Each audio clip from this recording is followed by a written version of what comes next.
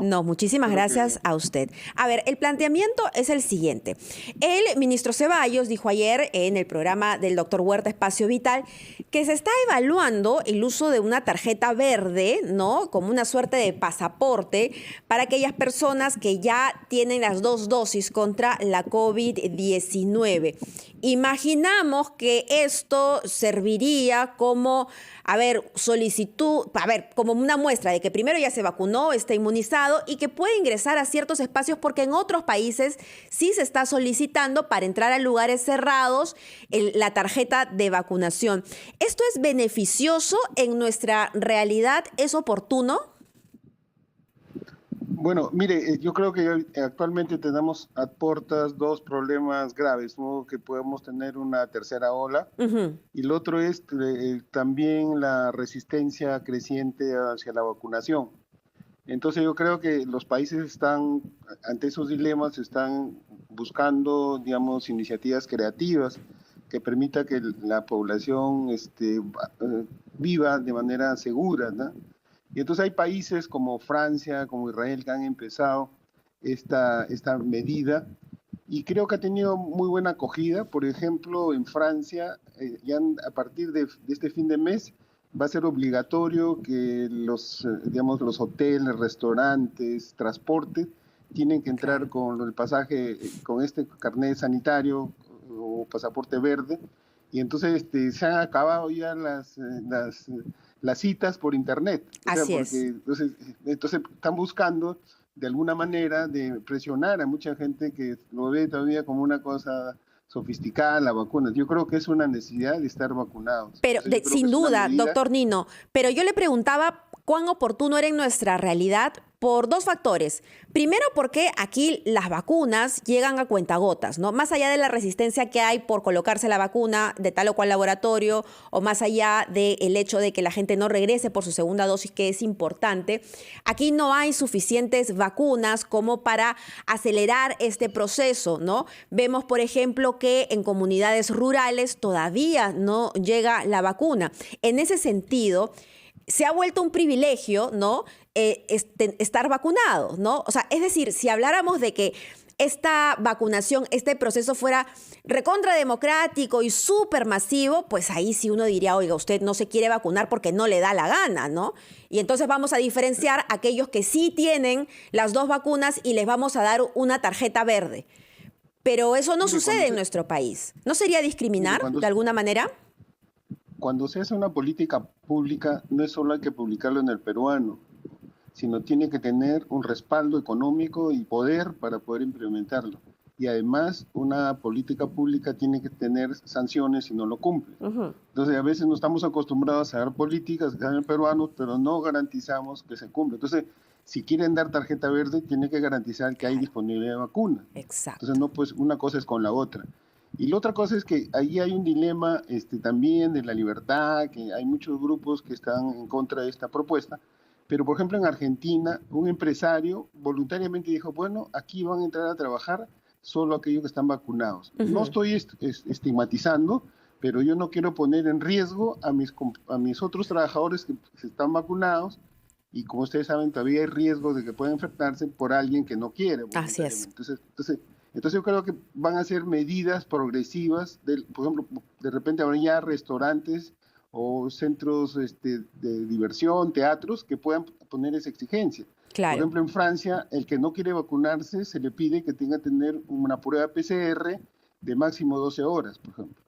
Y puede antes ser. Las pruebas en Francia eran gratuitas, pero a fin de mes van a ser pagadas. Entonces la gente va a encontrar de que vacunarse va a dar un plus adicional para las personas para tener una vida normal. Entonces, los viajes, por ejemplo, medianos o largos, la entrada a los países, ya se está haciendo toda puede llamarse de discriminación, pero también es un mecanismo de los países de protegerse, ¿no? Claro, pero eso sucede en países, repito, donde las vacunas están ahí, los vacunatorios simplemente están esperando que lleguen las personas. Aquí más bien lo que hacen falta son vacunas para cubrir a mayor parte de la población y esas todavía no llegan. Yo creo que ese sería el principal problema de tener, de entregar esa tarjeta verde, a menos que, como usted dice, esté condicionado a que el Estado garantice ¿no? Que la vacunación sea masiva y que llegue a todos los lugares del país y sea en tiempo récord, que es lo que necesitamos. Doctor Nino, yo le pido por favor que me espere un par de minutos, que tenemos que escuchar a nuestros anunciantes y seguimos conversando sobre este tema. Volvemos.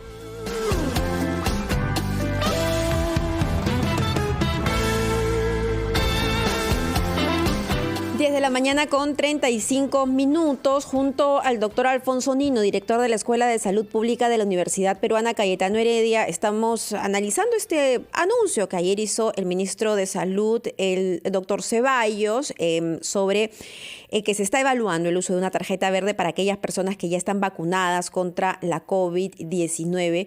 Y esto pasa en otros países, en nuestra realidad, como bien dice el doctor Nino, pues esto se debería dar a condición de que el Estado garantice, ¿no?, la vacunación masiva. Pero, doctor Nino, no solamente se habla de las vacunas, porque el ministro Ceballos también se refirió, por ejemplo, a que si uno ya tuvo COVID o si se hizo una prueba molecular y salió negativo, puede tener esta tarjeta verde. Sin embargo, hemos visto casos y hemos reportado casos de personas que tuvieron COVID y podrían volver a infectarse con COVID nuevamente. Eso sucede, ¿verdad? Claro.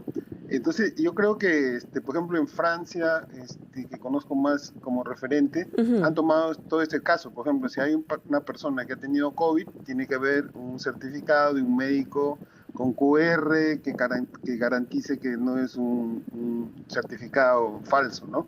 Claro. Entonces, también aquellas personas que quieren entrar a un restaurante, a un estadio, tienen que hacer prueba PCR o antígeno de 12 horas como mínimo. Entonces no se está coactando. Entonces, yo creo que tiene que tener una progresividad. Otra característica que en nuestro país caótico ha funcionado algunas políticas públicas. Por ejemplo, el uso del cinturón de seguridad. De alguna manera, más por el miedo que por la voluntad, nos ponemos. Pero las nuevas generaciones se ponen automáticamente el cinturón. Otra política pública que ha funcionado, por ejemplo, es el tema del tabaco. Fumar en lugares cerrados. No ha sido tanta la publicidad ni el gobierno, sino el control cruzado entre ciudadanos, ¿no? Que no soportamos que una persona... Entonces yo creo que también podría ser para los restaurantes, para los teatros, también como un prestigio, ¿no? Que digamos, las personas que van ahí están protegidas y por lo tanto es como un tenedor más a un restaurante, algo que las personas que asisten tienen la seguridad que no se van a contaminar. Yo creo que de dos lados hay que abarcar, desde el Estado y desde la población, con educación, comunicación, del plus que significa la vacunación y también el sentido de solidaridad. Yo creo que las propagandas ya no hay que meter miedo, que te vas a morir, sino, por ejemplo, hay que ser solidario con el otro, que cuando usas mascarilla no es para que te contamines, sino es para que no contamines tú a otro. Conocemos que el 30% de las contaminaciones son por gente asintomática. Entonces la mascarilla, por ejemplo, si yo quiero ir al fútbol, que probablemente lo van a abrir, entonces hay algunos requisitos, ¿no? Por ejemplo, nos quitan el gorro, los lentes, la correa. Entonces también, creo que eso me parece más vejatorio que llegues un QR y que puedas entrar. ¿Quieres el fútbol? Ya esas son las condiciones que tienes que tener para ir. Claro. Entonces eso ayudaría a un control cruzado entre la sociedad, ¿no? Sí, pero necesitamos, por ejemplo, el uso de una buena plataforma de tecnología, ¿no? Si es que lo llevamos como un código QR, porque claro, el papel se puede falsificar y hemos visto que efectivamente se falsifican resultados de pruebas de antígeno, ¿no?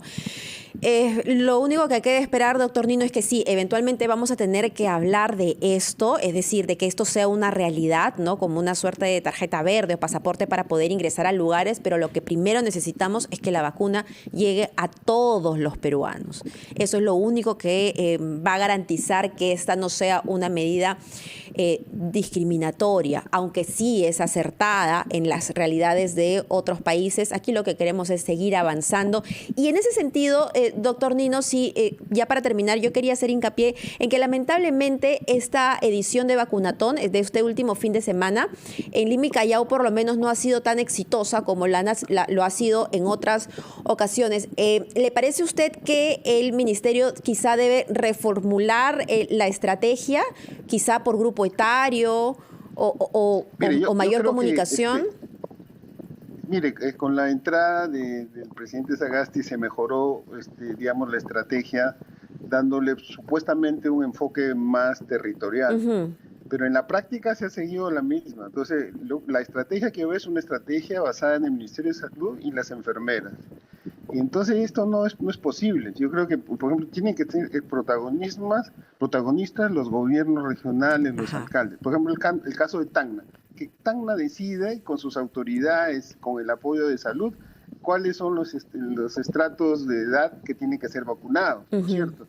Pero si todos esperan que venga de Lima todo, ese es un poco condiciona y lo ve a las regiones como objetos y no como sujetos. Ellos tienen...